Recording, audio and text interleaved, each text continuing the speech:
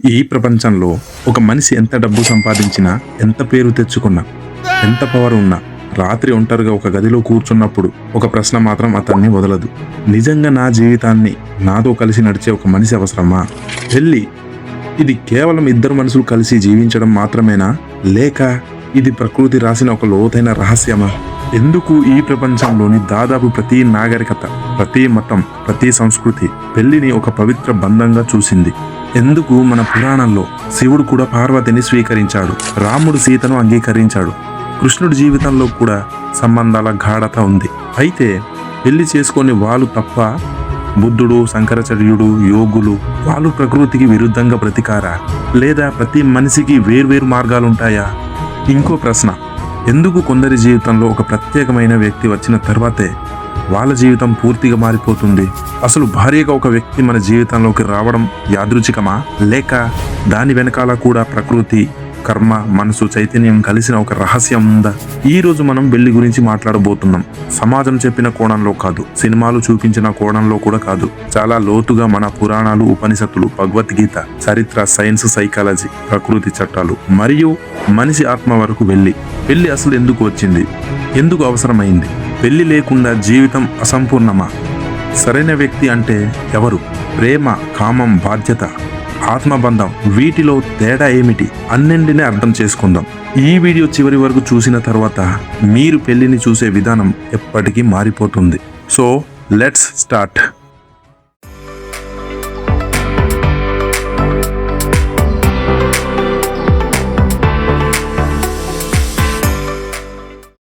మొదటిది, పెళ్లి అనే వ్యవస్థ ఎలా మొదలైంది? ప్రారంభంలో మనిషి అడవుల్లో జీవించాడు. అప్పుడు పెళ్లి అనే పదమే లేదు. కానీ ఒక సమస్య వచ్చింది. పిల్లలు పుట్టిన తర్వాత వాళ్ళను రక్షించడానికి ఎవరి బాధ్యత? ప్రకృతి ఒక విషయం గ్రహించింది. మనిషి పిల్లలు ఇతర జంతువుల పిల్లల్లా వెంటనే బలంగా మారరు. వాళ్ళకు సంవత్సరాల పాటు సంరక్షణ అవసరం. అక్కడే కుటుంబం అనే భావన పుట్టింది. కుటుంబం నుంచి బంధం వచ్చింది. బంధం నుంచి బాధ్యత వచ్చింది.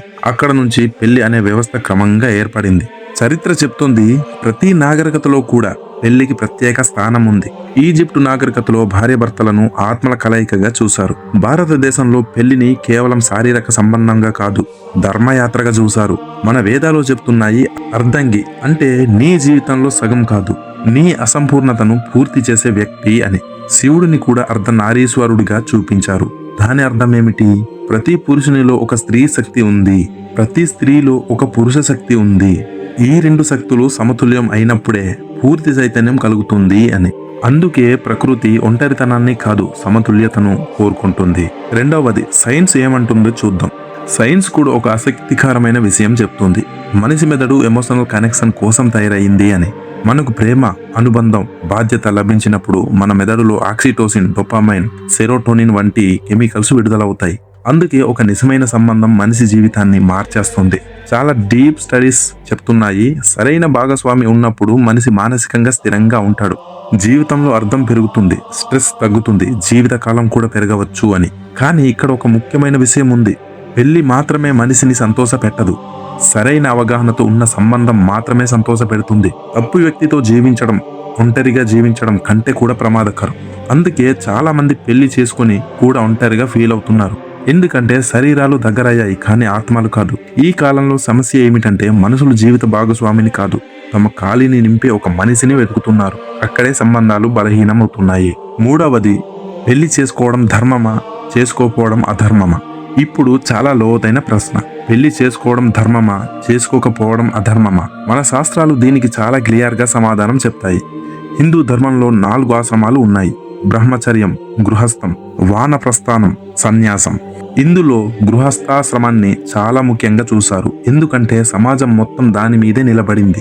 ఒక గృహస్థుడు తల్లిదండ్రులను చూసుకుంటాడు, పిల్లలను పెంచుతాడు, ధర్మాన్ని కొనసాగిస్తాడు, సమాజాన్ని నిలబెడతాడు. అందుకే శాస్త్రాలు పెళ్లిని గౌరవించాయి. కానీ అదే శాస్త్రాలు ఇంకో విషయం కూడా చెప్తాయి, ప్రతి ఆత్మకు ఒకే మార్గం ఉండదు అని. కొంతమంది ప్రపంచ జీవితం కోసం పుడతారు, కొంతమంది ఆధ్యాత్మిక మార్గం కోసం పుడతారు. బుద్ధుడు రాజ్యం వదిలాడు, శంకరాచార్యుడు పెళ్లి చేసుకోలేదు, రమణ మహర్షి కూడా కాదు. అంటే వాళ్ళు అధర్మం చేశారా? లేదు, వాళ్ళ లక్ష్యం వేరే, వాళ్ళ చైతన్యం వేరే. కాబట్టి పెళ్లి చేసుకోకపోవడం తప్పు కాదు. కానీ జీవితం నుంచి పారిపోవడం మాత్రం తప్పు. చాలా మంది బాధ్యతల భయం వల్ల పెళ్లి చెయ్యరు. అది స్వేచ్ఛ కాదు, అది భయం. మరికొందరు నిజంగా తమ ఆత్మయాత్ర కోసం ఒంటరిగా జీవిస్తారు. అది పరిపక్వత.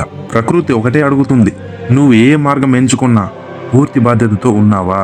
4వది అత్యంత ముఖ్యమైన పాయింట్, భార్యగా ఒక వ్యక్తి మన జీవితంలోకి రావడం వెనకాల రహస్యం ఏమిటి?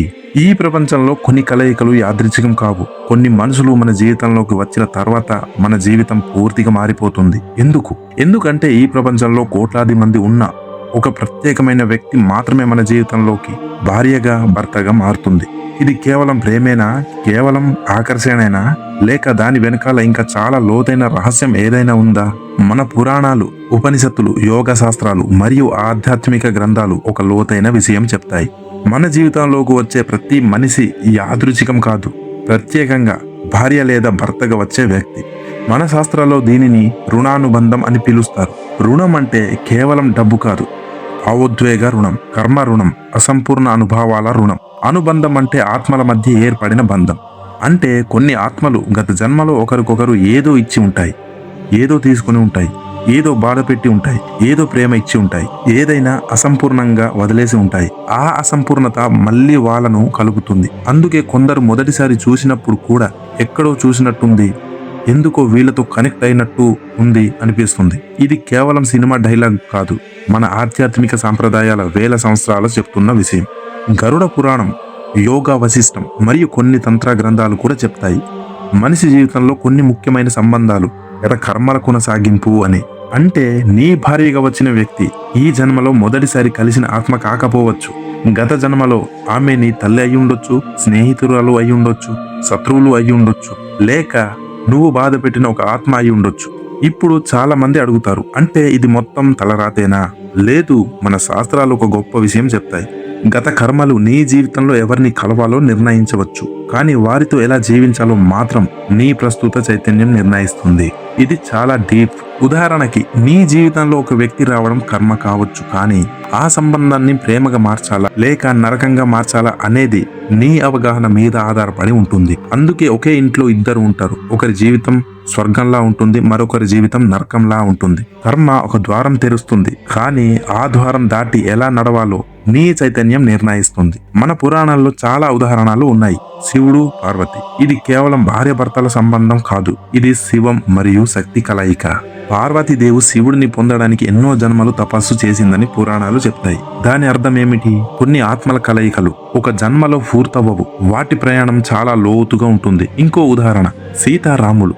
వాళ్ళ బంధం కేవలం ప్రేమ కాదు, ధర్మ పరీక్ష, త్యాగం, విరాహం, బాధ, విశ్వాసం. ఎందుకు అంత కష్టం వచ్చింది వాళ్ళ జీవితంలో?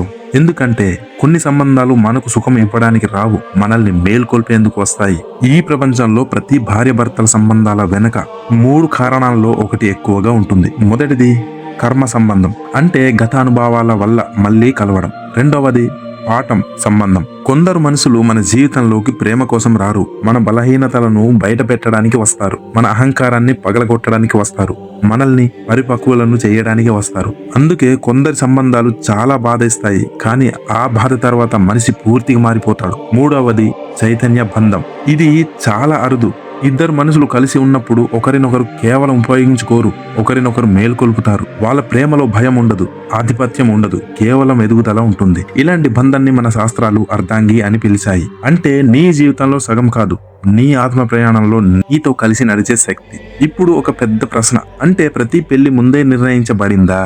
మన పురాణాలు చెప్తున్నది ఏమిటంటే, కొన్ని కలయికలు విధి ద్వారా జరుగుతాయి, కానీ ప్రతి సంబంధం నిలబడుతుందా లేదా అనేది మన కర్మ, మన అవగాహన, మన ఎంపికల మీద ఆధారపడి ఉంటుంది.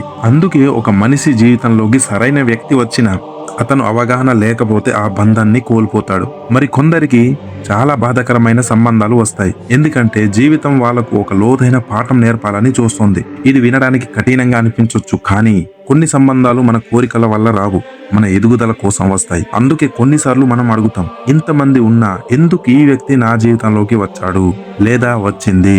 ఎందుకంటే ఆ వ్యక్తి నీలోని ఏదో ఒక భాగాన్ని మేల్కొల్పడానికి వచ్చి ఉండొచ్చు. నీ ప్రేమను, నీ భయాన్ని, నీ అసూయను, నీ బలహీనతను, లేక నీ నిజమైన స్వరూపాన్ని. ఇక్కడ ఒక చాలా లోతైన సత్యం ఉంది. భార్యాభర్తలు అనేవారు కేవలం ఒక ఇంట్లో కలిసి ఉండే మనుషులు కాదు, ఒకరి కర్మను మరొకరి యాక్టివేట్ చేసే ఆత్మలు. అందుకే కొన్ని సంబంధాలు మనల్ని స్వర్గానికి తీసుకెళ్తాయి, కొన్ని మనల్ని చీకటిలోకి నెట్టేస్తాయి. ఎందుకంటే అవి మనలోని దాగి ఉన్న నిజాలను బయటకు లాగుతాయి. అందుకే పెళ్లి అనేది కేవలం ప్రేమ కథ కాదు, ఇది రెండు ఆత్మల మధ్య జరిగే అత్యంత శక్తివంతమైన ఆధ్యాత్మిక ప్రయాణాల్లో ఒకటి.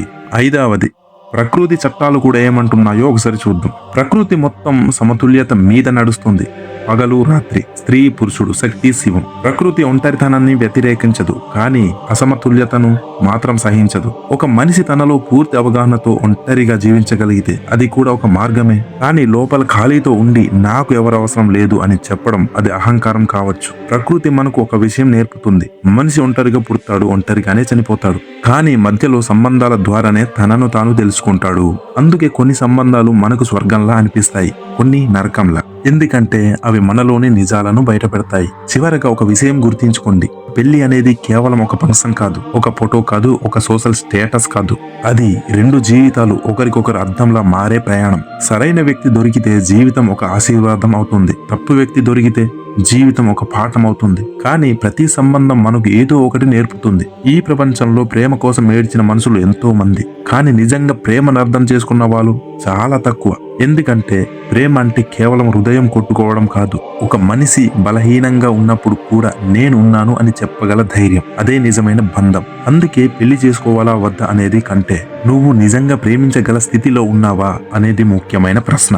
నిన్ను నువ్వు అర్థం చేసుకోకుండా మరొకరిని పూర్తిగా అర్థం చేసుకోలేవు. అందుకే ముందు నీతో నీ సంబంధాన్ని సరిచేసుకో, ఆ తర్వాతే జీవిత భాగస్వామి అనే ప్రయాణం అందంగా మారుతుంది. ఈ వీడియో మీ ఆలోచనలను కదిలించి ఉంటే, మీరు పెళ్లిని చూసే కోణాన్ని మార్చి ఉంటే ఈ వీడియోని తప్పకుండా లైక్ చేయండి. మీ అభిప్రాయాన్ని కామెంట్లో చెప్పండి. పెళ్లి ప్రకృతి చట్టమా లేక మనిషి సృష్టించిన వ్యవస్థ? మీ ఆలోచనను నేను తప్పకుండా చదువుతాను. ఇలాంటి లోతైన జీవితాన్ని మార్చే వీడియోల కోసం ఈ ఛానల్ని సబ్స్క్రైబ్ చేసుకుని బెల్ ఐకాన్ని ప్రెస్ చేయండి. మళ్ళీ ఇంకో డీప్ కాన్సెప్ట్తో కలుద్దాం. అప్పటి వరకు మీ జీవితాన్ని, మీ చైతన్యాన్ని జాగ్రత్తగా కాపాడుకోండి.